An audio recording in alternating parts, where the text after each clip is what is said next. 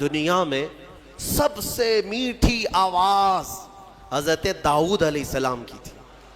داؤد علیہ السلام، لحن داؤدی مشہور ہے۔ جب داؤد علیہ السلام زبور شریف کی تلاوت کرتے تھے تو اڑتے ہوئے پرندے آسمان میں رک جایا کرتے تھے، پہاڑ وجد میں آتے تھے داؤد علیہ السلام کی آواز پر۔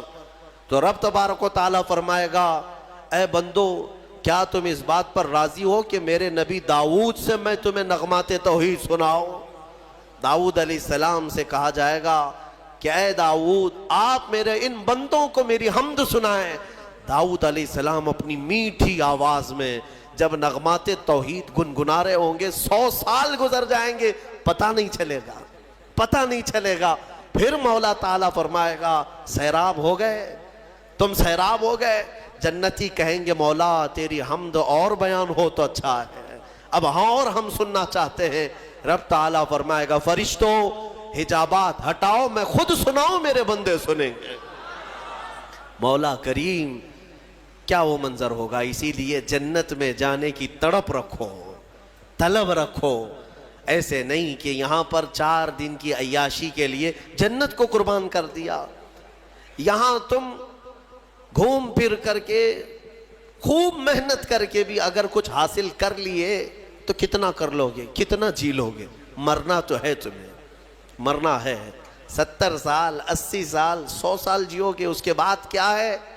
موت تو آنی ہے۔ جہنم زمرا، کفار کو کھینچ کر کے لایا جائے گا گروہ در گروہ، پورے جماعتوں کے جماعتیں آئیں گی، ان کو کھینچ کر لایا جائے گا، دروازے پر پہنچیں گے۔ حتیٰ اذا جاؤہا فتحت ابوابہا، جیسے ہی یہ لوگ پہنچیں گے جہنم کے دروازے کھول دیے جائیں گے، کھول دیے جائیں گے۔ وقال لہم خزنتہا، اور جہنم کے جو دربان فرشتے ہیں وہ ان سے پوچھیں گے، ان کفار سے، الم یأتکم رسل منکم یتلون علیکم آیات ربکم، کیا تمہارے پاس کوئی رسول نہیں آئے تھے جو تمہارے رب کی آیتیں تم پر تلاوت کرتے تھے؟ وَيُنذِرُونَكُمْ لِقَاءَ يَوْمِكُمْ هَذَا، اور وہ رسول آج کے اس دن سے تمہیں نہیں ڈراتے تھے؟ کوئی آئے تھے یا نہیں آئے تھے تمہارے زمانے میں؟ سوال ہوگا ان لوگوں سے۔ تو پھر وہ کیا کہیں گے جہنم کے دروازے پر پہنچ کر؟ قالوا بلا، کہیں گے کیوں نہیں، ہاں آئے تو تھے، لیکن انہوں نے جھٹلا دیا، مذاق کیا انبیاء کے ساتھ۔ پھر ان پر عذاب جو ہے واجب ہو گیا، اور انہیں کہا جائے گا قیل ادخلوا ابواب جہنم خالدین فیہا، کہا جائے گا جہنم میں داخل ہو جاؤ ہمیشہ ہمیشہ کے لیے، ہمیشہ کے لیے، نان اینڈنگ، کبھی ختم نہیں ہوگا۔ وہ 100 سال ہے کہ 1000 سال ہے کہ لاکھ سال ہے کہ کروڑ سال ہے، ہم نہیں کہہ سکتے، ہمیشہ ہمیشہ کے لیے دوزخ میں چلے جائیں گے کفار۔ پھر اللہ تعالیٰ آیتوں میں فرماتا ہے وَسِيقَ الَّذِينَ اتَّقَوْا رَبَّهُمْ إِلَى الْجَنَّةِ زُمَرًا، پھر جو اللہ سے ڈرتے تھے دنیا میں، متقیوں کی جماعت، ایمان والوں کی جماعت، یہ بھی لائے جائیں گے جنت کی طرف، یہ بھی جماعت در جماعت آئیں گے۔ حتیٰ اذا جاؤہا وفتحت ابوابہا، جب یہ مومنین دروازے پر پہنچیں گے جنت کے دروازے کھول دیے جائیں گے۔ جنت کی خوشبو 500 سال کی مسافت دور سے ہی آ رہی ہوگی، جنت کی خوشبو ابھی 500 سال کی مسافت ہو سکتی ہے، اتنی دور سے جنت کی خوشبو محسوس کر رہا ہوگا مومن، اور جب وہاں پہنچا ہوگا تو پھر خوشبو کا حال کیا ہوگا؟ دروازے کھول دیے جائیں گے۔ وقال لهم خزنتها، اور ان سے بھی جنت کے دربان پوچھیں گے، کہیں گے، جیسے دوزخیوں کو جو فرشتے ہیں وہ بہت سخت فرشتے ہیں، دوزخ پر جو مامور ہیں بہت سخت فرشتے ہیں۔ دوزخ کے دربان کا نام حضرت مالک ہے، جو داروغہ دوزخ ان کو کہا جاتا ہے۔ ویسے کئی فرشتے مقرر ہیں، ان میں جو سردار فرشتے ہیں ان کا نام حضرت مالک ہے، وہ سخت قسم کے فرشتے ہوں گے۔ اور پھر جنت کے جو دربان ہیں وہ حضرت رضوان ہیں، جنت کے داروغہ فرشتے ہیں، سردار فرشتے جو ہیں، جنت کے سارے دروازوں کے امور جن کے ہاتھ میں ہیں، وہ حضرت رضوان، وہ بھی فرشتے ہیں۔ جب مومنین وہاں پہنچیں گے دروازے کھول دیے جائیں گے، ان سے بھی وہ دربان فرشتے کہیں گے، کیا کہیں گے؟ ویسے نہیں، کیا تمہارے پاس رسول نہیں آئے سے؟ کیا تمہیں آج کے دن سے ڈرایا نہیں گیا تھا؟ بلکہ دروازے کھولتے ہی وہ کیا کہیں گے؟ وَقَالَ لَهُمْ خَزَنَتُهَا سَلَامٌ عَلَيْكُمْ، فرشتے کہیں گے اللہ کی سلامتی ہو تم پر، آ جاؤ، طِبْتُمْ فَادْخُلُوهَا خَالِدِينَ، مبارک ہو تمہیں، آؤ اندر ہمیشہ ہمیشہ کے لیے۔ جو جنت میں جائے گا وہ بھی ہمیشہ کے لیے جائے گا۔ وَمَا هُمْ بِخَارِجِينَ مِنْهَا، کوئی بھی جنت سے نکالا نہیں جائے گا۔ جنت میں جانے کے بعد پھر ایگزٹ نہیں ہے، کوئی نہیں آئے گا، جو وہاں گیا وہ ہمیشہ رہے گا۔ پھر سارے مومنین کیا کہیں گے؟ سب سے پہلے جنت میں جاتے ہی وَقَالُوا الْحَمْدُلِلَّهِ، سب مومنین کہیں گے الحمدللہ، ہمارے مولا کا، رب ذوالجلال کا، اللہ کا شکر ہے، تمام تعریفیں اس کے لیے ہیں۔ الذی صدقنا وعدہ، جس نے اپنا وعدہ سچ کر دکھایا ہمیں، ہم اس سے دنیا میں ڈرتے تھے اور اس کی جزا میں آج مولا نے ہمیں جنت عطا کر دی۔ جنت کیا ہے میرے عزیزو؟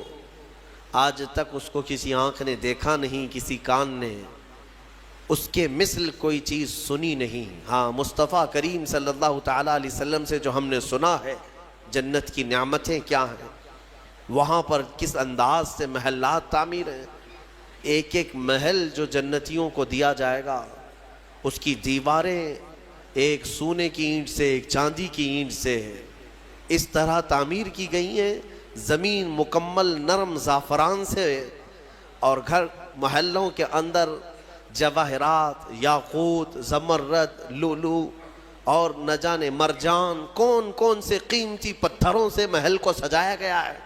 ایک چھوٹے محل کی بات کر رہا ہوں۔ پھر ہر محل کے اندر نہر جاری ہوگی، جنات تجری من تحتها الانہار، وہ ایسے باغیچے تمہیں دیے جائیں گے جن کے نیچے نہریں بہہ رہی ہوں گی۔ وہ نہریں کس طرح کی؟ ان نہروں کے متعلق کہا گیا ہے دودھ سے زیادہ سفید پانی اور شہد سے زیادہ میٹھا ہوگا، اور جو اس سے پانی پی لے وہ کبھی پیاسا نہ ہوگا، لا نظمأ بعدہ ابدا، اس کے بعد کبھی پیاس نہ لگے اگر اس سے دنیا میں ایک کسی کو پلا دیا جائے۔ وہ جنت کی نہریں، ایک ایک کا سب، ایک ایک جنتی ان سب چیزوں کا مالک ہے۔ پھر اس کے بارے میں سورہ واقعہ میں ملتا ہے، یہ کیسے بیٹھے ہوں گے جنتی۔ قرآن پاک سورہ واقعہ پڑھو تو آپ کو سمجھ میں آئے گا۔ ثلۃ من الاولین وقلیل من الآخرین علی سرر موضونۃ متکئین علیہا متقابلین، سریر یعنی دیوان لگائے ہوں گے، ان کے گدے بچھائے گئے ہوں گے، بہت ہی اعلیٰ قسم کے، پوری دنیا کے بادشاہ مل کر وہ دیوان نہیں خرید سکیں گے، ان کے پاس اس طرح کا دیوان کبھی آیا نہیں ہوگا۔ جنتیوں کو بٹھایا جائے، ایک جنتی اس پر مظہری پر بیٹھے ہوگا، متکئین ٹیک لگائے بیٹھے ہوں گے۔ یہ جنت کے احوال بیان ہو رہے ہیں، ٹیک لگائے بیٹھے ہوں گے، اور آمنے سامنے ہوں گے دوسرے جنتی بھی، دوسرا جنتی اس طرف ہے، ایک جنتی اس طرف ہے، آمنے سامنے ہوں گے۔ یطوف علیہم ولدان مخلدون، وہاں خوبصورت لڑکے خدمت کے لیے معمور ہوں گی، وحور عین کامثال اللؤلؤ المکنون، اور اللہ فرماتا ہے بڑی بڑی آنکھوں والی حوریں، ایسی جیسے کہ چمکدار موتیوں کی طرح، ایک ایک جنتی کو 70 حوریں خدمت میں دی جائیں گی۔ وہاں پر کیا ہے؟ نہ بیمار ہونا ہے، نہ سر درد آنا ہے، نہ بخار، نہ سردی۔ جنت میں نہ غم ہے، نہ کسی چیز کا خوف ہے۔ خوف کس چیز کا ہوتا ہے؟ مرنے کا ہوتا ہے، موت تو آنی نہیں ہے۔ کوئی چیز چلی جائے گی، فوت ہو جائے گی تو اس کا غم ہے، وہ چیز ہونا نہیں ہے وہاں پر۔ ڈر بیماری کا ہے، بیمار ہونا نہیں ہے۔ پھر پلس کبھی ایسا ہوا کہ پیٹ درد سے آدمی بے چین ہوتا ہے، بے قرار ہوتا ہے، جنت میں نہ کبھی کسی کو پیٹ درد ہونا ہے، نہ کسی کو طہارت استنجا پکانے کی حاجت ہونی ہے، کیونکہ وہ نوری جگہ ہے، جو کھائے گا وہ نور ہی نور ہے، نور ہی نور ہے، اس کا فضلہ نہیں۔ نور کا فضلہ نہیں ہوتا، کچرا نہیں ہوتا. تو جنت میں کسی چیز کی فکر نہیں. اسی لیے قرآن میں جگہ جگہ اللہ نے فرمایا لا خوف علیہم ولا ہم یحزنون، نہ ان پر کسی چیز کا خوف ہوگا نہ کسی چیز کا غم ہوگا. اسی لیے میرے عزیزو جنت کی چاہت رکھو. اس سے بڑھ کر کے کیا ہے؟ جنت میں ایک محل کیسا دیا جائے گا پتہ ہے؟ جنت فل ہو چکی ہوگی، فل ہو چکی ہوگی. سب سے اخیر میں ایک بندہ آئے گا، حساب دیتے دیتے دیتے زمانہ گزر گیا، جنتی جنت میں جا چکے، سب کا فیصلہ ہو گیا. لاسٹ آنے والا، سب سے اخیر میں آنے والا جنتی پتہ نہیں کتنے 100 سال بعد آئے گا. بخشش ہو گئی، اس کی سزائیں ختم ہو گئیں، اسے بھی نکال کر کے لایا گیا. جنت میں وہ آیا، دیکھا ساری جنت بھری ہوئی، سب کے محلات لگے ہوئے ہیں. ظاہر سی بات ہے انٹرنس پر سیدھے ہی آتے ہی بڑے بڑے محلات اور سب کے نام لگے ہوئے ہیں. یہ حسرت سے دیکھنے لگا میں بہت تاخیر سے آیا، مجھے جگہ ملے گی یا نہیں ملے گی؟ سب سے اخیر میں آنے والا جنتی. تو وہ جنت میں اندر آئے گا، رب تبارک و تعالیٰ سے پوچھے گا کہ مولا میری جگہ ہے یا نہیں جنت میں؟ رب تبارک و تعالیٰ فرماتا ہے جنت میں اس بندے سے پوچھتا ہے تیری کیا خواہش ہے؟ جنت میں یہ محلات سب کو جو دیے گئے ہیں وہ کتنے بڑے ہوں گے میں انداز آپ کو بتاتا ہوں. اس بندے سے پوچھا گیا، وہ بندہ کہتا ہے میرے لیے کوئی جگہ ہے یا نہیں؟ اللہ تعالیٰ فرماتا ہے اے بندے تو دنیا سے آیا، دنیا میں رہا، زمین پر رہا، زندگی گزارا، وہاں سے آیا، اب تیرے لیے جنت ہو گئی. پوری دنیا جتنی بڑی تھی کیا اتنا بڑا محل تجھے دے دوں؟ جنت میں اتنا بڑا ایک محل تجھے دے دوں؟ وہ خوشی سے مولا کی بارگاہ میں اچھلنے لگا، مولا اتنا بڑا محل، اگر اتنی بڑی نعمت مجھے مل جائے تو کیا کہنے؟ رب تعالیٰ فرماتا اے بندے کیا تو اس بات پر راضی ہے کہ دنیا کے برابر 2 دنیا برابر میں ایک محل دے دوں؟ دگنا، دنیا جتنی بڑی ہے اس سے بڑی. وہ بندہ خوشیوں سے جھومتا جا رہا ہے، یہاں تک کہ رب تعالیٰ اضافہ کرتا جا رہا ہے. حدیث پاک میں ہے اللہ تعالیٰ نے فرمایا کہ پوری دنیا کے برابر 3 گنا بڑا محل تجھے جنت میں دے دوں.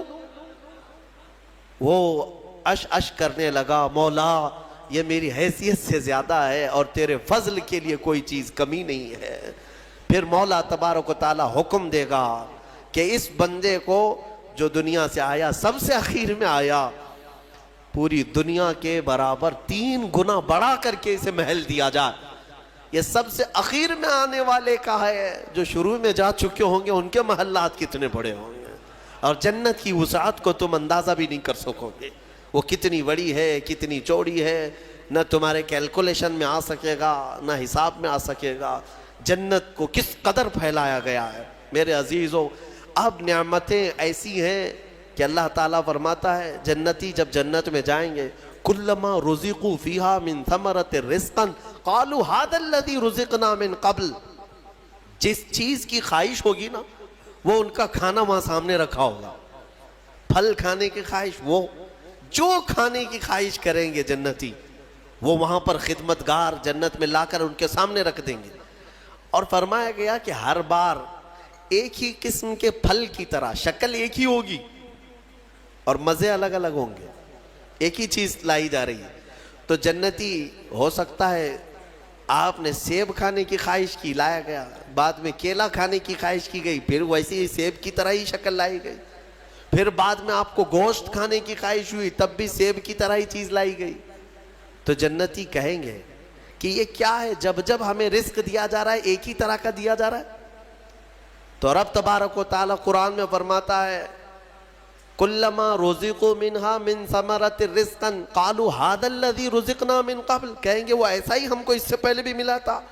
اللہ فرمائے گا وہ ایسا نہیں ہے، وہ اتو متشابہا، بلکہ اس سے ملتا جلتا ہے، لیکن تم کھاؤ جو تمہارے من میں لذت چاہیے وہ اسی میں مل جائے.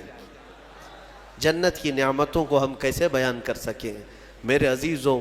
پھر اس سے بڑی نعمت یہ ہے کہ جنتی کے لیے اتنی آزادی کہ وہ پوری جنت میں جہاں چاہے گھومے پھرے، سیر کرے، وہاں کے جنت کی نعمتوں کو دیکھے.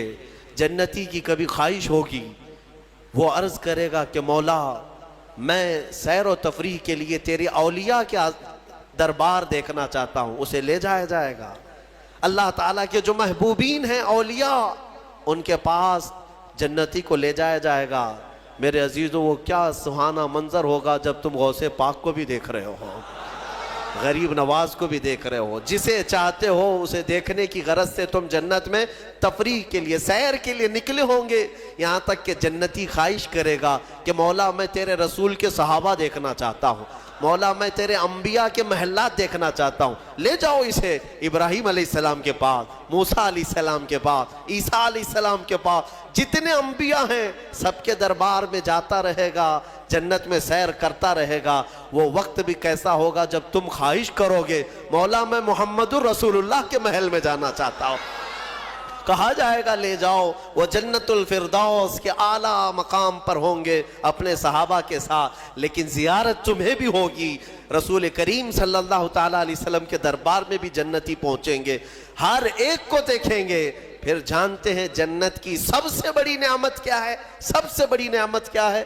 جنت کی سب سے بڑی نعمت یہ ہے کہ رب تبارک و تعالیٰ فرمائے گا بندے سب کی تو نے زیارت کی، اب حجابات ہٹاتا ہوں تو میرا بھی دیدار کر لے۔ اللہ رب العزت وہاں پر حجابات ہٹائے گا، اور بندے کے لیے سب سے بڑی نعمت یہ ہے کہ جنت میں بندہ اپنے رب کا دیدار کرے گا۔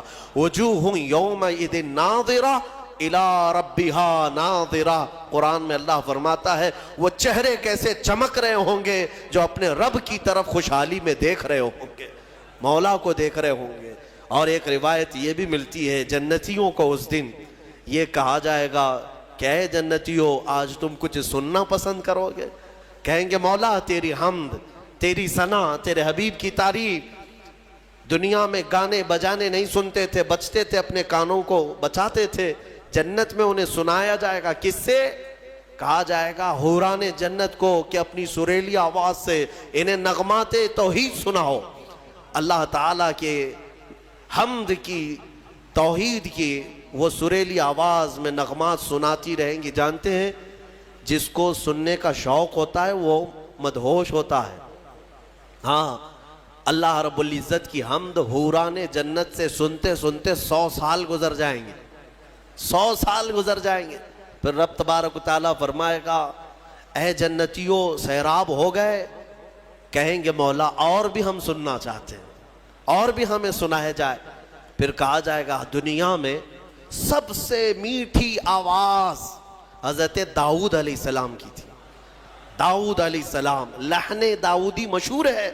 جب داؤد علیہ السلام زبور شریف کی تلاوت کرتے تھے تو اڑتے ہوئے پرندے آسمان میں رک جایا کرتے تھے، پہاڑ وجد میں آتے تھے داؤد علیہ السلام کی آواز پر۔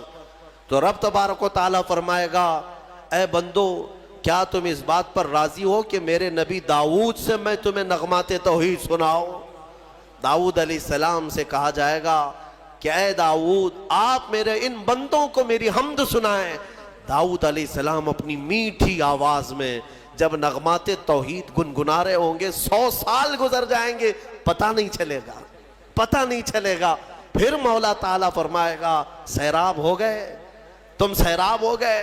جنتی کہیں گے مولا تیری حمد اور بیان ہو تو اچھا ہے، اب ہاں اور ہم سننا چاہتے ہیں۔ رب تعالیٰ فرمائے گا فرشتوں حجابات ہٹاؤ، میں خود سناؤں میرے بندے سنیں گے۔ مولا کریم کیا وہ منظر ہوگا۔ اسی لیے جنت میں جانے کی تڑپ رکھو، طلب رکھو، ایسے نہیں کہ یہاں پر 4 دن کی عیاشی کے لیے جنت کو قربان کر دیا۔ یہاں تم گھوم پھر کر کے خوب محنت کر کے بھی اگر کچھ حاصل کر لیے تو کتنا کر لو گے، کتنا جی لو گے؟ مرنا تو ہے، تمہیں مرنا ہے۔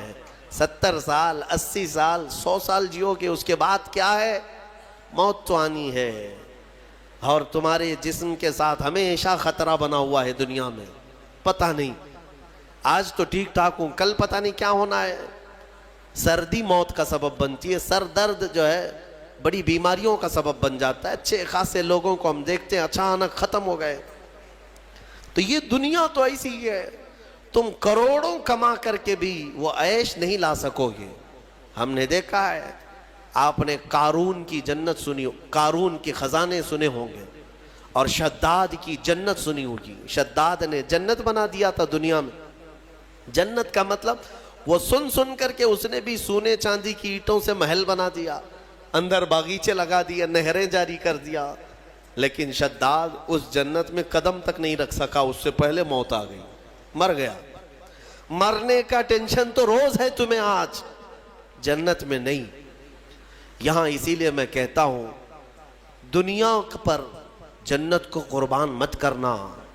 بہت زیادہ اگر تم محنت کر بھی لے جاؤ گے تو چند دنوں کا عیش ہے تمہارے پاس، یہ مال، یہ متاع، یہ عورتیں، یہ بچے۔ قرآن کہتا ہے زُيِّنَ لِلنَّاسِ حُبُّ الشَّهَوَاتِ مِنَ النِّسَاءِ وَالْبَنِينَ وَالْقَنَاطِيرِ الْمُقَنطَرَةِ مِنَ الذَّهَبِ وَالْفِضَّةِ وَالْخَيْلِ الْمُسَوَّمَةِ وَالْأَنْعَامِ وَالْحَرْثِ ذَلِكَ مَتَاعُ الْحَيَاةِ الدُّنْيَا۔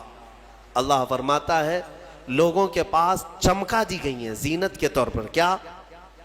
شہوت کی خواہش، عورتوں سے شہوت کی خواہش۔ اس کو انسان سمجھتا ہے سب سے بڑی چیز ہے یہ دنیا میں، سب سے اچھا عیش ہے، عورت اچھی مل گئی، خوبصورت۔ بہت سارے لوگ آدھی زندگی عورت کے پیچھے ہی برباد کر چکے، ان کو ایسا لگتا ہے کہ ایک لڑکی کو حاصل کر لینا ہماری آدھی زندگی کا وصول ہو گیا۔ تمہیں پتہ بھی نہیں، یہ تو جوڑے اللہ نے ویسے بھی تمہیں دیے ہوئے، اور اس پر سر کھپانا صبح سے شام، شام سے صبح، بیچارہ پریشان ہے ایک عورت کی خاطر۔ ہم دیکھتے ہیں اکثر نوجوانوں کی زندگیاں اسی میں ختم ہیں۔ وہ اسے محبت سمجھتے ہیں، اسے عشق سمجھتے ہیں۔ دیوانوں، یہ جسموں کے ملاپ کو محبت اور عشق کہاں کرے ہو؟ محبت اور عشق ایک بہت ہی مقدس الفاظ ہے، مقدس الفاظ ہے۔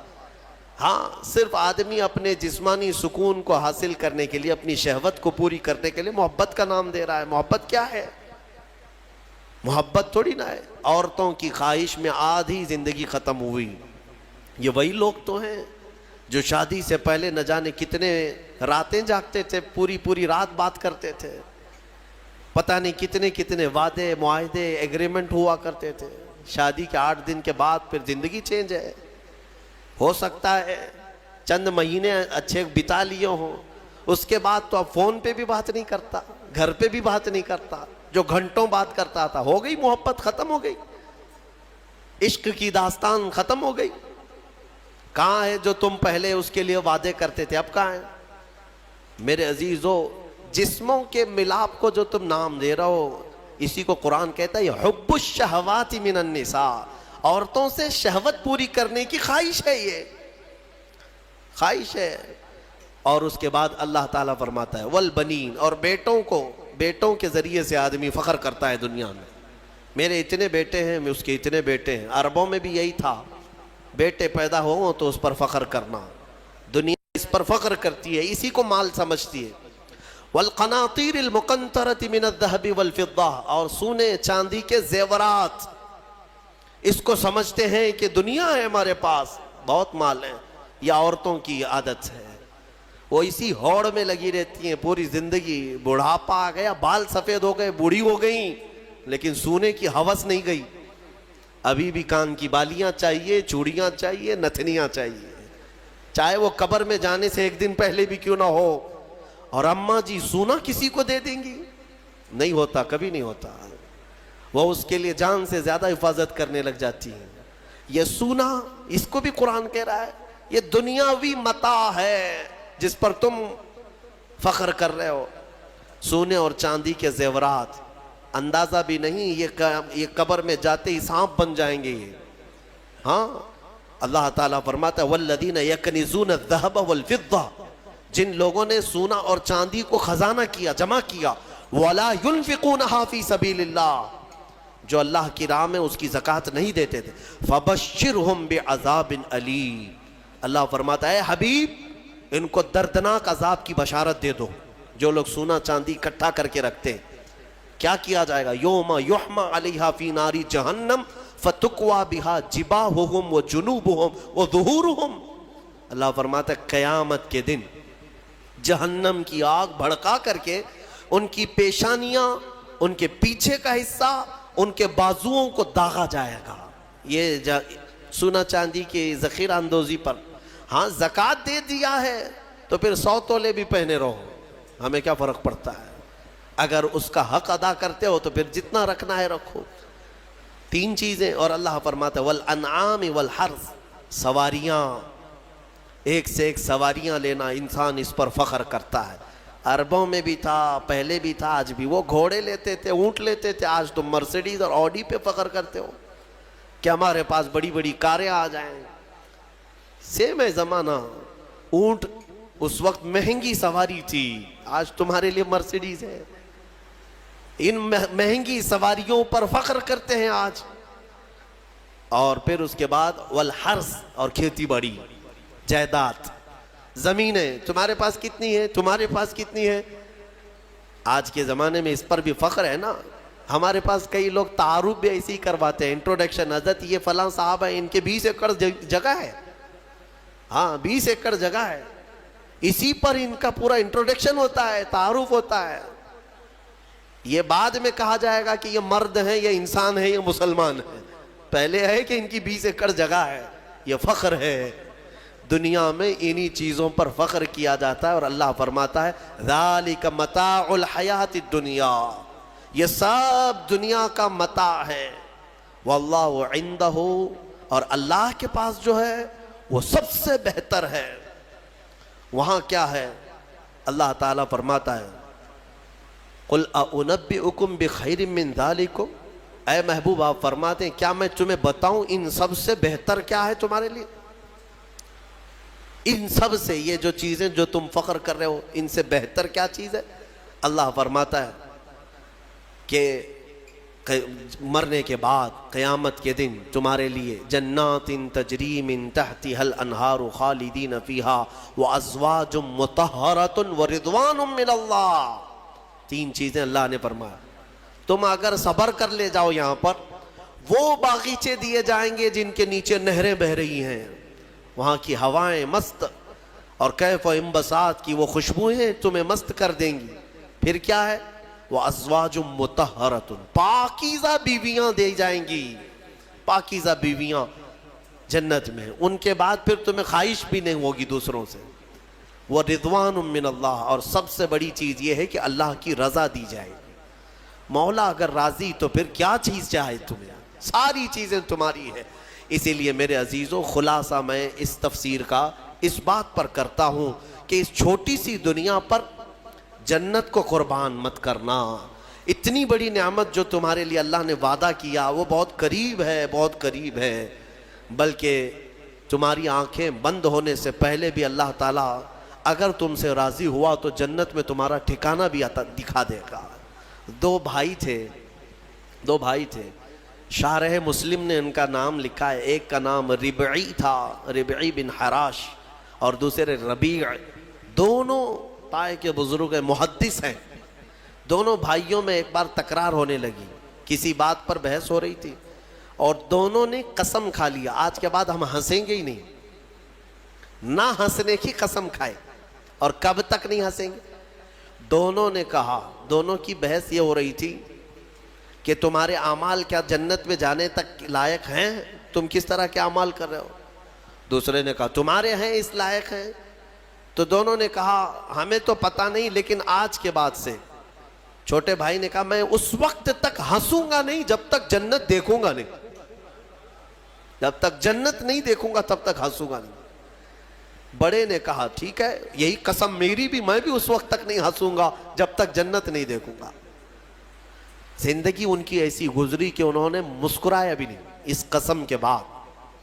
اور شارح مسلم نے لکھا ہے اس میں چھوٹے بھائی حضرت ربعی، ان کا انتقال ہو گیا. اور لوگ آئے، اس وقت علماء تھے، محدثین تھے. جب انتقال کے بعد، اعلان کے بعد ان کو غسل دینے کے لیے لے جایا گیا، تو غسل کے تخت پر جب رکھا گیا تو بڑے بڑے علماء نے غسل دیا. غسل دے کر کے جیسے ہی فارغ ہوئے وہ تخت پر ہنسنے لگ گئے. تخت پر، غسل کے تخت پر ہنسنے لگے. لوگ ڈرے کہ زندہ تو نہیں. لوگوں، ان کے بڑے بھائی نے کہا زندہ نہیں ہے، وہ اپنی قسم پوری کر چکا ہے.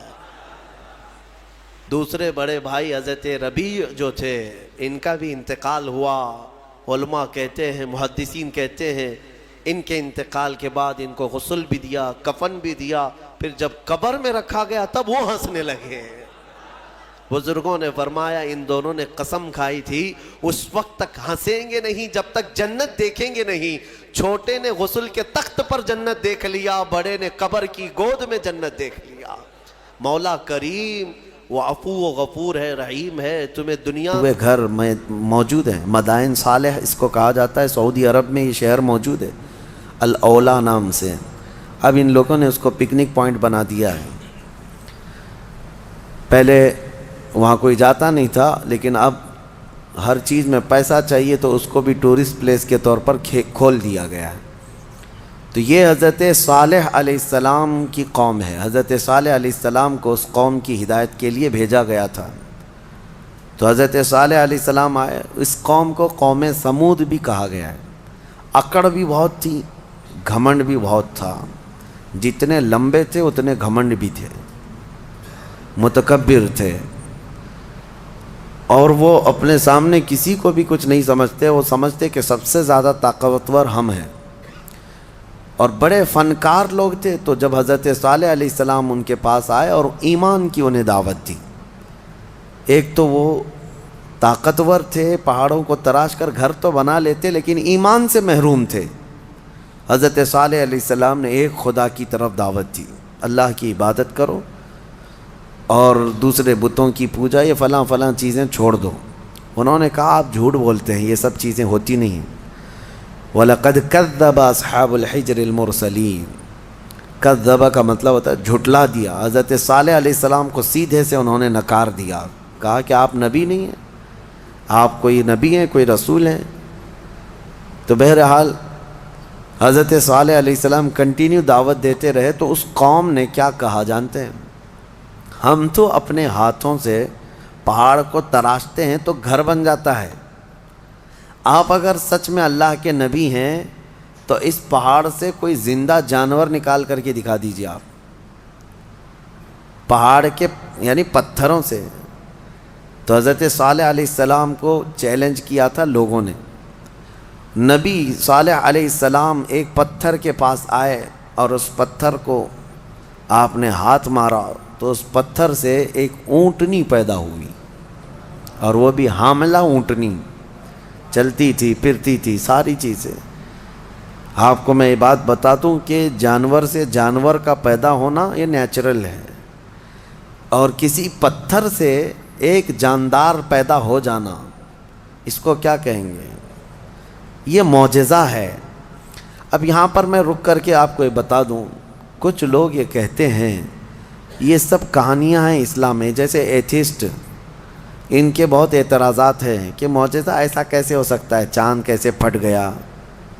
آپ کہتے ہیں یہ سب تو آپ کی بنائی ہوئی باتیں ہیں، یہ معجزے کو نہیں مانتے کہ نیچر کے خلاف ایسا نہیں ہو سکتا. ہم کہتے ہیں نیچرل چیز آپ کو یہ لگتی ہے، لیکن کچھ چیزیں ایسی ہوتی ہیں جس کو سپر نیچر کہا جاتا ہے.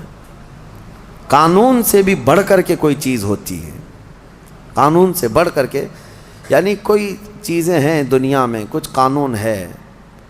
میں آپ سے پوچھتا ہوں، گریویٹی کا قانون پتہ ہے نا؟ اکثر سارے بچے جو پڑھے لکھے ہیں وہ جانتے ہیں گریویٹی، یہ لا آف گریویٹی جس کو کہتے ہیں. کوئی بھی چیز اوپر جائے گی تو زمین کی طرف نیچے گر جائے گی. ہاں، ایک چھوٹی سی بھی چیز، ابھی اس کو میں انگوٹھی کو ادھر چھوڑوں تو کیا یہ کھڑی رہے گی؟ قانون کیا ہے؟ گریویٹی کا جو لا آف گریویٹی، ہر چیز زمین اس کو کھینچتی ہے. کشش ثقل اس کو کہتے ہیں، ہر وزنی چیز کو زمین اپنی طرف کھینچ لیتی. یہ قانون ہے، لا آف گریویٹی ہے. لیکن اس کے برخلاف بھی تو ہم دیکھ رہے ہیں ہزاروں کلو کے وزن کی ایروپلین ہوا میں اڑتی ہے، اس کو زمین کیوں نہیں کھینچ لیتی؟ یہ کچھ لا آف گریویٹی سے بڑھ کر کے کوئی انسان ہی نے بنایا نا، اور دنیا اس کو ایکسیپٹ کر رہی ہے. ہونا تو یہ چاہیے. پانی میں ایک چھوٹا سا تنکا بھی ڈال دو، کیا ہوگا؟ پانی میں اندر چلا جائے گا. لیکن ہزاروں ٹن وزن لے کر کے کچھ شپ کچھ جہاز پانی پر ایسے ہی تیرتے ہوئے جاتے ہیں، انسانوں کو بھی لے کے چل رہے ہیں، سامان کو بھی لے کے چل رہے ہیں۔ تو قانون جو ہے اس سے ہٹ کر کے بھی تو کچھ چیزیں ہوئی ہیں نا، دنیا میں ہو بھی رہی ہیں۔ تو معجزہ جو ہوتا ہے وہ سپر نیچر ہے، اور یہ بھی اللہ کے نبیوں سے ہے۔ جب لوگ ان سے مطالبہ کرتے ہیں تب اللہ تعالیٰ اپنے نبی کو یہ اختیار دیتا ہے، اور وہ نبی اپنی طاقت سے ایسا معجزہ دکھاتے ہیں۔ اب پتھر سے اونٹنی کا پیدا ہونا یہ معجزہ ہے۔ ان کو بعض لوگوں کو یہ ہضم نہیں ہوگی بات اور سمجھ میں نہیں آئے گی۔ ان سے کہو اگر سمجھ میں آ جائے تو معجزہ ہی نہیں ہے۔ اگر سمجھ میں آ جائے معجزہ وہ ہے جو عام انسان کی سمجھ میں نہ آئے۔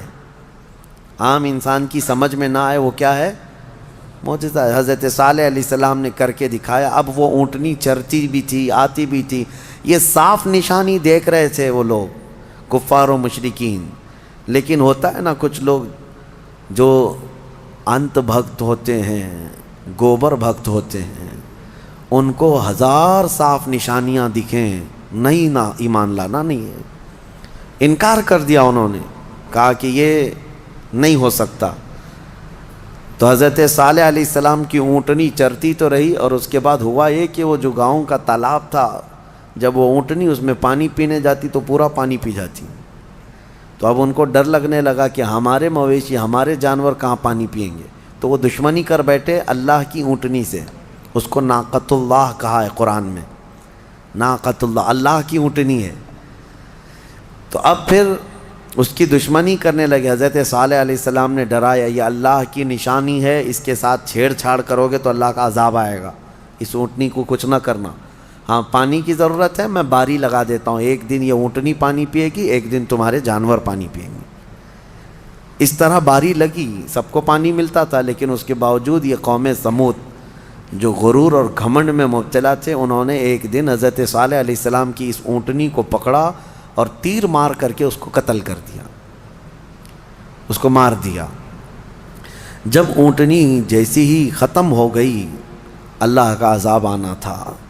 وہ کیا کہتے تھے پتہ ہے؟ ہمیں پتہ ہے عذابات کا آپ جو ڈر سناتے ہیں، اگر نوح علیہ السلام کی قوم پر جیسے عذاب آیا تھا، کیا آیا تھا؟ طوفان، پانی بھر گیا تھا۔ اگر آسمان سے بارش بھی نازل ہو، طوفان بھی آئے تو ہمیں کچھ فرق نہیں پڑے گا، کیونکہ ہم بہت اونچے پہاڑوں پہ رہتے ہیں، پتھر کے پہاڑ اس کے اندر رہتے تھے، پہاڑ تو نہیں بہیں گے۔ دوسری چیز، اگر لوط علیہ السلام کی قوم پر جیسے عذاب آیا پتھر برسنے کا، اگر وہ بھی آ جائے تب بھی ہمارے پہاڑوں جیسے گھروں پر کچھ بھی اثر نہیں ہوگا۔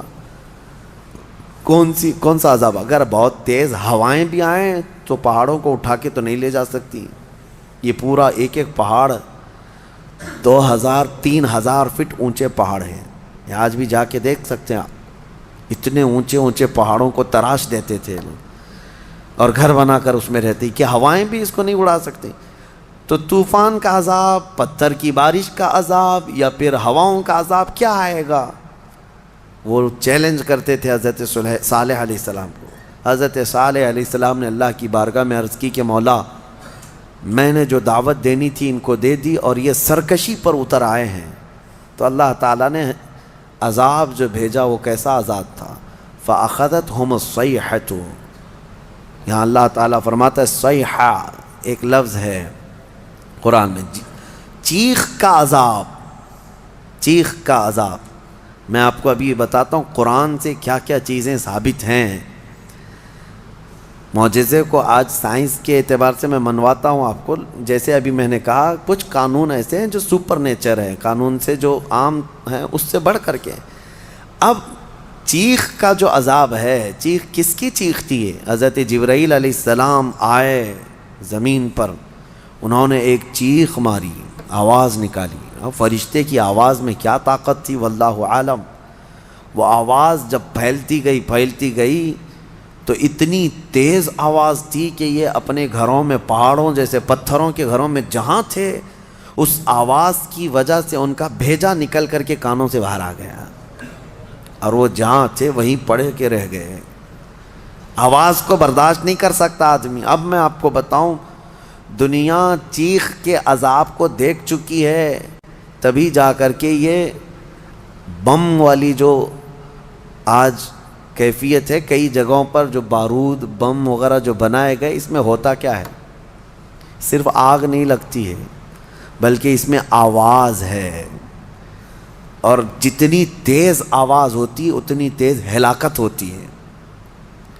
جتنے بم بنائے جاتے ہیں، ایٹم بم ہوں یا اور بھی دوسرے، اس میں بہت سخت قسم کی آواز، جب وہ بم پھٹتا ہے تو یہ آس پاس کی چیزیں جو ٹوٹتی ہیں یہ بارود کی وجہ سے نہیں ٹوٹتی، صرف اس آواز کی وجہ سے ٹوٹتی ہیں۔ آواز کے اندر یہ طاقت ہے۔ کبھی آپ ڈی جے کو بجتے ہوئے دیکھتے ہوں گے، جب بہت تیز ساؤنڈ ڈی جے والے لگاتے ہیں تو ہمارے گھر کی کھڑکیاں ہلنے لگ جاتی ہیں۔ آپ محسوس کرنا، کبھی آپ کے گھروں کے سامنے سے اگر کوئی ڈی جے جانے لگ جائے تو گھر کے برتن بھی ہلنے لگ جائیں گے۔ ان کو کون ہلا رہا ہے؟ برتنوں کو کون ہلا رہا ہے؟ کھڑکیوں کو کون ہلا رہا ہے؟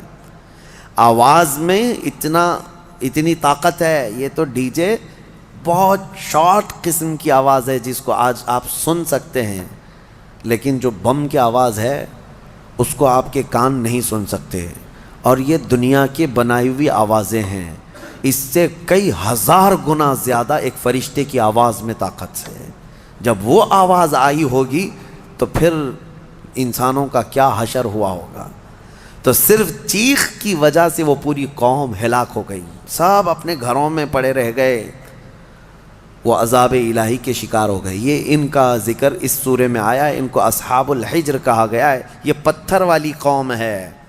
اے گھمنڈ میں مبتلا لوگو، آج تمہیں اگر ایسا لگتا ہو کہ میرے پاس بہت کچھ ہے اور میں بچ جاؤں گا، تو اصحاب الحجر نہیں بچ سکے۔ وہ اپنے پہاڑ جیسے گھروں کے اندر مردہ پڑے رہ گئے۔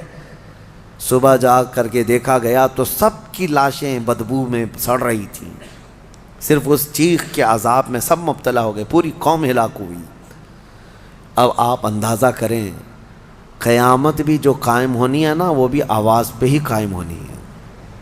آواز، یہ آج دنیا کو اچھی طرح سے پتہ ہے کہ ساؤنڈ کے اندر کتنا پاور ہے، اور آواز کے ذریعے سے ہی پوری دنیا کو ختم کیا جائے گا۔ کیسے؟ حضرت اسرافیل علیہ السلام سور پھونکیں گے۔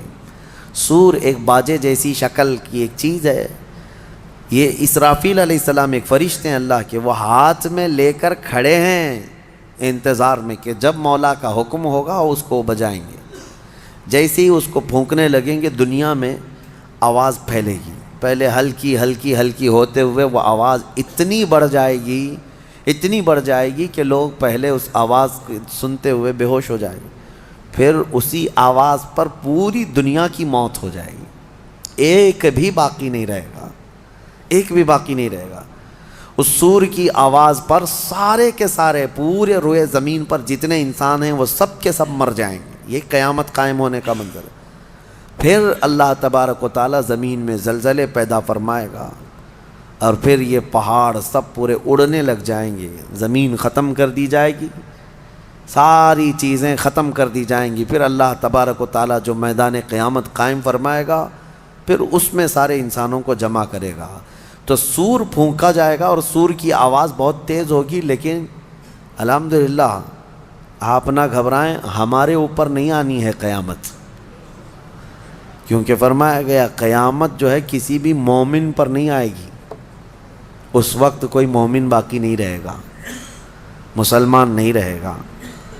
قیامت جو سور پھونکی جائے گی اور اس وقت جو سارے لوگ ہلاک ہوں گے، اس میں ایمان والے لوگ نہیں رہیں گے۔ ایمان والے بہت پہلے ہی دنیا سے جا چکے ہوں گے۔ اب آپ اندازہ کرو، جب سارے ایمان والے ختم ہو جائیں تبھی قیامت کو آنا ہے، اور جب تک مومنین زندہ ہیں قیامت نہیں آئے گی۔ یہ روایات سے ثابت ہے۔ تو بہرحال سور کی بھی آواز ہی ہے، آواز کا پاور ہے، اور قیامت بھی اسی میں قائم ہونی ہے۔ اب اس کے بعد دوسری سورہ ہم نے تلاوت کی ہے، سورہ نحل۔ سورہ نحل شہد کا ذکر آیا ہے۔ اللہ تعالیٰ فرماتا ہے، اللہ کی نشانیوں میں سے ہے یہ بھی، یخرج من بطونہا شراب مختلف الوانہ فیہ شفاء للناس۔ شہد کی مکھی کا ذکر ہے کہ اللہ تبارک و تعالیٰ اس کے منہ سے ایک ایسے رس کو نکالتا ہے جو دنیا کی سب سے میٹھی چیز ہے، اور اللہ فرماتا اس میں لوگوں کے لیے شفا ہے۔ کس میں؟ شہد میں۔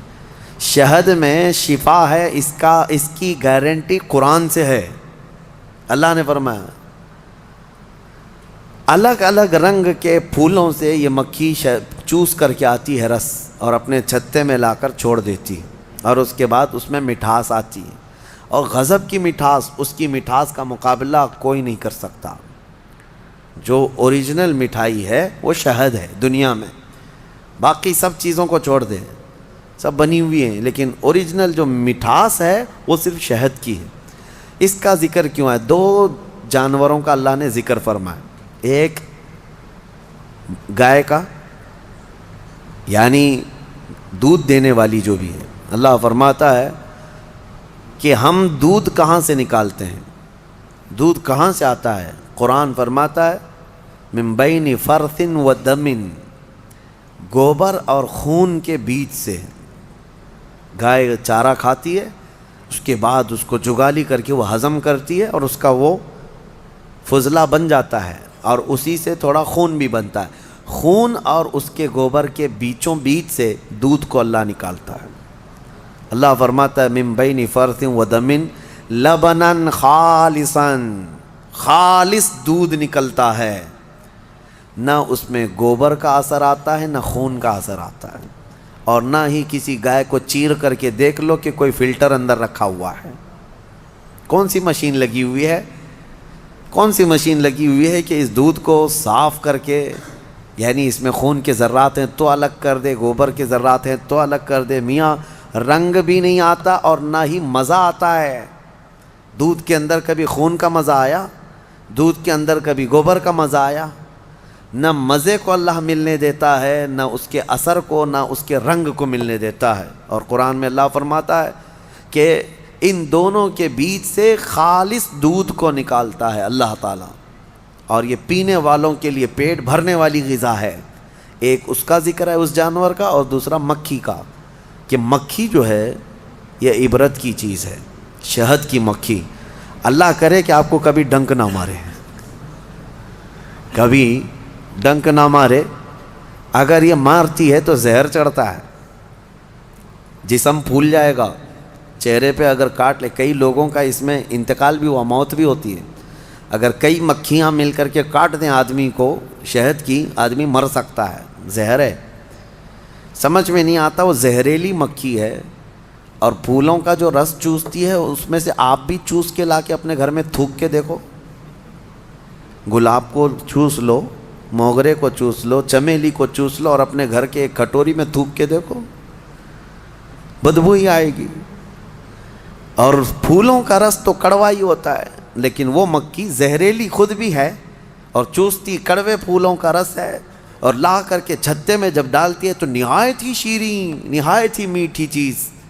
اب اللہ تبارک و تعالیٰ فرماتا ہے کون ہے جو اس میں مٹھاس پیدا کرتا ہے؟ کون ہے؟ اس کو مٹھاس پیدا کرنے والا کون ہے؟ وہ خالق کائنات ہے، جو پھولوں کو رنگ دیتا ہے اور شہد کی مکھی کے منہ میں مٹھاس دیتا ہے۔ اب اسی کو کہا گیا ہے یہ عبرت کی چیز ہے۔ ویسے آپ کو میں یہ بات بھی بتا دوں، وہ ڈنک مارے تو زہریلی، لیکن تھوک دے اپنے چھتے میں تو وہ شفا والی غذا ہے۔ ایک ہی منہ سے دو چیزیں کیسے؟ اتنا زہر بھی ہے کہ کاٹے تو مر جائے، اور اتنا ہے کہ اپنے گھر میں چھوڑے تو بیماروں کو شفا بھی ہو جائے۔ ایک ہی مکھی کے اندر یہ دو چیزیں۔ اعلیٰ حضرت فاضل بریلوی رضی اللہ تعالیٰ عنہ کی یاد آتی ہے، آپ نے فرمایا گستاخان رسول کو، وہ فرماتے ہیں اعلیٰ حضرت ظالموں میں شہد کی مکھی کی طرح ہوں۔ اعلیٰ حضرت اپنے آپ کو کہتے ہیں میں شہد کی مکھی کی طرح ہوں، جس کی مٹھاس کا بھی جواب نہیں، جس کے ڈنک کا بھی جواب نہیں۔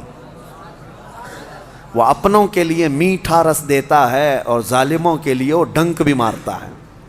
اعلیٰ حضرت نے اپنے لیے مثال میں فرمایا شہد کی مکھی کی طرح۔ لیکن میں آپ کو ایک روایت یہ بھی بتاؤں، اس شہد کی مکھی کے اندر جو مٹھاس آتی ہے، اتنی مٹھاس کیسے؟ فرمایا کہ یہ جب پھولوں کا رس چوستی ہے تو پھولوں کا رس چوس کر اپنے گھر جانے تک یہ حضور پاک پر درود پڑتی ہے،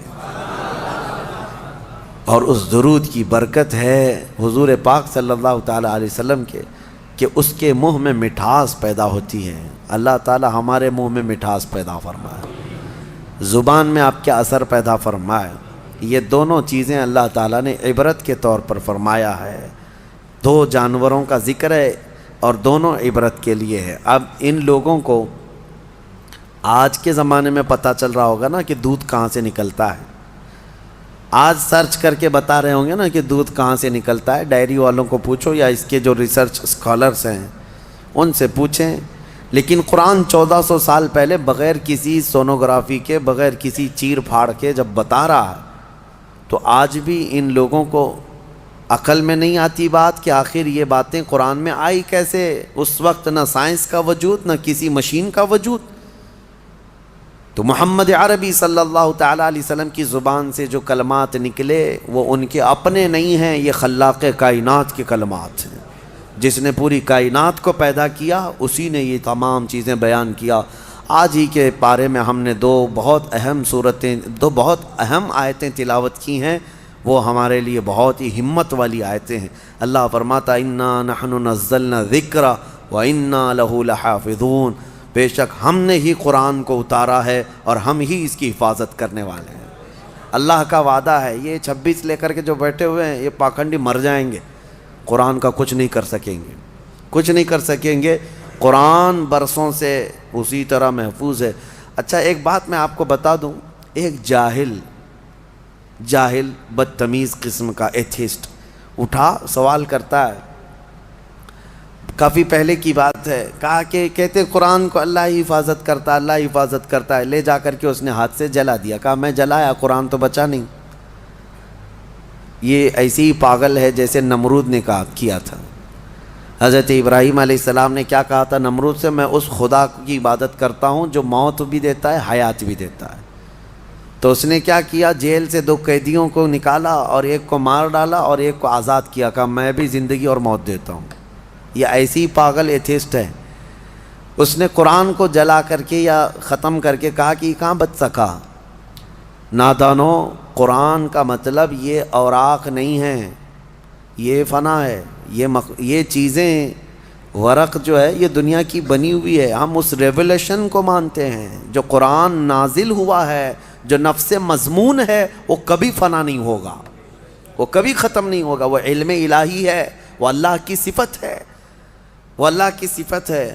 قرآن میرے سینے میں ہے، ان کے سینے میں ہے، یا ورق پر ہے، یہ سب چیزیں جا سکتی ہیں، یہ چیزیں جا سکتی ہیں، لیکن وہ ریولیشن، وہ نزول قرآن کا وہ کبھی ختم نہیں ہوگا۔ اس کے متعلق ہم کہتے ہیں تم 100 نہیں، 1000 نہیں، لاکھ جلا لو اوراق کو جلانے کا مطلب یہ سمجھتے ہیں کہ قرآن جلا دیا، قرآن ختم ہو گیا۔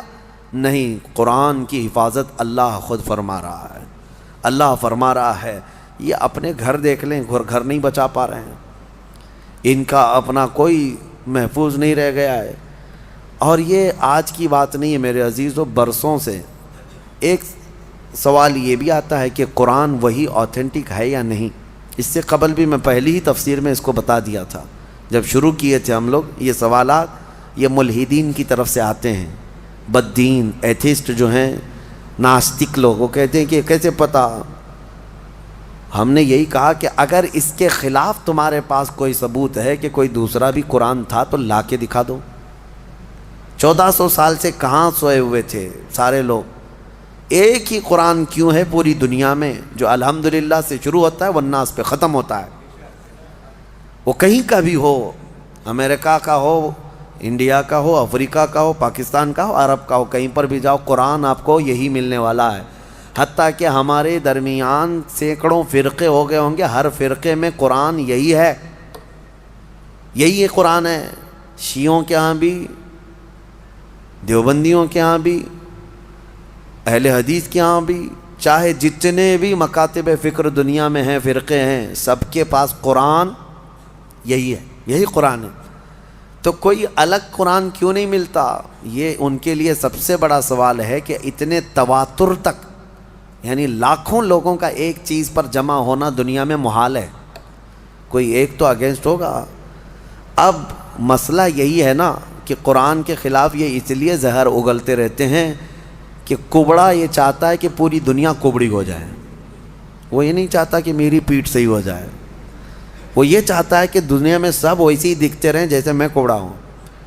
ہاں، خود کے گھروں کی کتابوں کا حال تو یہ ہے کہ بیچارے یہاں ایک الگ پبلش ہوتی ہے، وہاں ایک الگ پبلش ہوتی ہے، سب کے روایتیں بدلی ہوئی ہیں، اس کا مضمون الگ ہے، اس کا مضمون الگ ہے، بائبل پتہ نہیں مارکیٹ میں کتنی ملتی ہے، الگ الگ ہے، ویدوں میں تبدیلیاں ہیں، پران میں تبدیلیاں ہیں، شرح لکھنے والوں میں الگ الگ باتیں ہیں۔ تو ظاہر سی بات ہے دنیا میں دوسری کتابوں کو انہوں نے دیکھا تو سوچتے ہیں قرآن بھی ایسا ہی ہے۔ میں یہ کہتا ہوں ترجمے ہزار ہو سکتے ہیں، تفسیریں ہزار ہو سکتی ہیں، لیکن قرآن کا وہ نفس مضمون ایک ہی رہے گا، قیامت تک ایک ہی رہنے والا ہے، اور یہی اللہ کا وعدہ ہے۔ ہم نے ہی قرآن کو اتارا ہے اور ہم ہی اس کی حفاظت کرتے ہیں۔ ہاں، اور دوسری آیت جو میں کہہ رہا ہوں، دو آیتیں ہم نے پڑھی ہیں۔ دوسری آیت ہے وَنَزَّلْنَا عَلَيْكَ الْقُرْآنَ تِبْيَانًا لِكُلِّ شَيْءٍ۔ اللہ فرماتے ہیں ہم نے قرآن میں ہر چیز کا واضح بیان کر دیا ہے، واضح بیان کر دیا۔ میں تقریباً آج سے 10 سال پہلے کی بات ہوگی، تو 2012 وغیرہ میں ایک صاحب وہ پوچھنے لگے، وہ بڑے ماڈرن خیالات کے ہیں، تو انہوں نے کہا آپ کہہ رہے ہیں قرآن میں ہر چیز کا واضح بیان ہے، تو کیا پیٹرول کا بھی ذکر ہے قرآن میں؟ اور پتہ نہیں پیٹرول ہی شاید اس کو زیادہ اچھا لگتا ہو یا پیٹرول پیتا ہو۔ میں نے کہا پیٹرول کیا، اللہ نے فرمایا ہر چیز کا واضح بیان ہے، ہر چیز کا واضح بیان ہے۔ ہم نے ان سے پوچھا تمہیں پتہ ہے سمندر میں موتیاں ہیں؟ پتہ ہے نا، سمندر میں ہی ہوتی ہے نا موتیاں۔ کہا ہاں ہے۔ کہا جاؤ ڈوب کے لے کے آؤ۔ کہا ہمارا کام نہیں ہے۔ کہا کس کا ہے؟ وہ جوہری کا کام ہے جو غوطہ لگاتا ہے۔ کہا یہی قرآن میں ہر چیز کا بیان ہے، اس میں غوطہ لگانے کا کام اماموں کا ہے جو مجتہدین ہیں، ائمہ مجتہدین ہیں، علماء صالحین ہیں، جس کا جیسا علم ہوگا وہ غوطہ لگاتا ہے اور قرآن سے نکالتا ہے۔ ارے سیدنا عبداللہ ابن عباس سید المفسرین صحابی ہیں، حضور سے سب سے زیادہ قرآن کی تفسیر سیکھنے والے، وہ کہتے ہیں قرآن کے علم کے بارے میں اگر میرے اونٹ کے گلے کی رسی بھی گم ہو جائے تو میں قرآن سے ڈھونڈ لوں گا، ہاں قرآن سے ڈھونڈ لوں گا۔ تو یہ ہر چیز کا واضح بیان ہے، لیکن یہ اپنے اپنے ظرف کی بات ہے، اپنے اپنے علم کی بات ہے۔ ہمیں پتہ ہے سمندر میں بہت سارے خزانے ہیں، لیکن ہر ایک کا کام نہیں ہے کہ سمندر میں جا کے موتیاں لے آئے۔